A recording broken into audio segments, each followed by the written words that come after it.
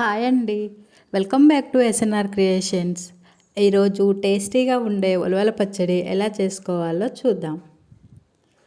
ముందుగా ఉలవ పచ్చడికి కావాల్సిన పదార్థాలు చూసేసుకుందాం. నేను ఇప్పుడు స్టవ్ మీద ఒక కళాయి పెట్టుకొని ఆ కళాయి అనేది వేడైన తర్వాత కొన్ని ఉలవలు వేసుకొని ఫ్రై చేసుకుంటున్నాను. ఈ ఉలవల్ని ఫ్రై చేసుకునేటప్పుడు గ్యాస్ అనేది లో టు మీడియం ఫ్లేమ్లో పెట్టి ఫ్రై చేసుకోండి. ఇలా వీడియోలో చూపించిన విధంగా ఉలవల్ని బాగా ఫ్రై చేసుకొని పక్కన పెట్టుకోండి. ఇలా పక్కన పెట్టుకున్న ఉలవలు అనేవి చల్లారిన తర్వాత రోట్లో వేసుకొని ఇలా వక్కలు చెక్కలుగా దంచుకోండి. ఇలా దంచుకున్న ఉలవలను వేరే గిన్నెలోకి తీసి పెట్టేసుకోండి. ఈ ఉలవల్లో ఇప్పుడు కొద్దిగా వాటర్ వేసుకొని ఒక హాఫ్ అన్ అవర్ వరకు నానబెట్టుకోండి. ఇలా నానబెట్టుకున్న తర్వాత స్టవ్ మీద ఒక కళాయి పెట్టుకొని 1 టేబుల్ స్పూన్ దాకా ఆయిల్ వేసి ఒక 10-15 వరకు ఎండుమిర్చిని ఇలా మధ్యలో కట్ చేసుకొని వేసుకోండి.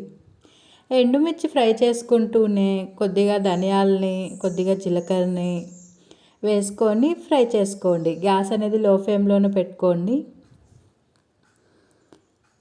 ఇలా ఫ్రై చేసుకుంటూనే మధ్యలో ఇంకా కొద్దిగా కరివేపాకుని వేసుకోండి. ఇలా ఫ్రై చేసుకొని ఇందులోకి కొద్దిగా నేను కల్లు ఉప్పు అనేది యాడ్ చేసుకుంటున్నానండి. ఇవి కూడా ఫ్రై చేసుకున్న తర్వాత ఇంకా స్టవ్ ఆఫ్ చేసుకొని పక్కన పెట్టేసుకోండి. ఇవి ఎండుమిర్చి కూడా చల్లారిన తర్వాత రోట్లో వేసుకొని ఇలా దంచుకోండి. మధ్యలో కలుపుకుంటూ మెత్తగా పౌడర్ అయ్యేలాగా కలుపుకోండి. ఇలా వీడియోలో చూపించిన విధంగా ఎండుమిర్చిని దంచుకున్న తర్వాత మనం ముందుగా నానబెట్టుకున్నాం కదా ఉలవల్ని, ఆ ఉలవలు అనేవి ఈ కారపొడిలోకి వేసుకోండి. వేసుకొని దీన్ని కూడా మెత్తగా దంచుకోండి. ఇలా వీడియోలో చూపించిన విధంగా ఇలా దంచిన తర్వాత కొద్దిగా ముందుగానే చింతపండు నానబెట్టుకుంటాం కదండి, ఆ చింతపండుని వేసేయండి.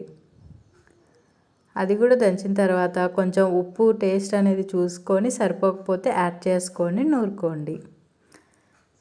ఇందులోకి కొద్దిగా అంటే 5-6 వెల్లుల్లి అనేది వేసుకొని దంచుకోవాలి.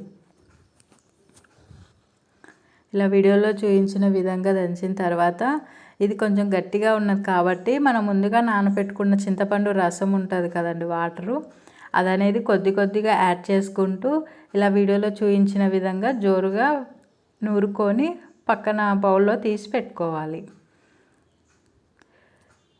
అలా పక్కన పెట్టుకున్న తర్వాత స్టవ్ మీద మళ్ళీ ఒక కళాయి పెట్టుకొని ఒక 2-3 టేబుల్స్ వరకు ఆయిల్ వేసుకొని ఆయిల్ అనేది వేడైన తర్వాత ఒక ఎండుమిర్చి, తాలింపు గింజలు, జీలకర్ర, కరివేపాకు, ఇంగువ వేసుకొని స్టవ్ ఆఫ్ చేసే ముందు పసుపు వేసుకొని కలుపుకొని మనం ముందుగా నూరి పెట్టుకున్న ఉలవ పచ్చడిలోకి వేసుకోండి. అంతే ఫ్రెండ్స్, కమ్మనైన ఉలవల పచ్చడి అనేది రెడీ అయిపోయింది. మీరు కూడా ఒకసారి ట్రై చేయండి, చాలా టేస్టీగా వస్తుంది. వీడియో కనుక నచ్చినట్టయితే లైక్ చేయండి, షేర్ చేయండి, సబ్స్క్రైబ్ చేయండి. ఓకేనా ఫ్రెండ్స్, థ్యాంక్ యూ.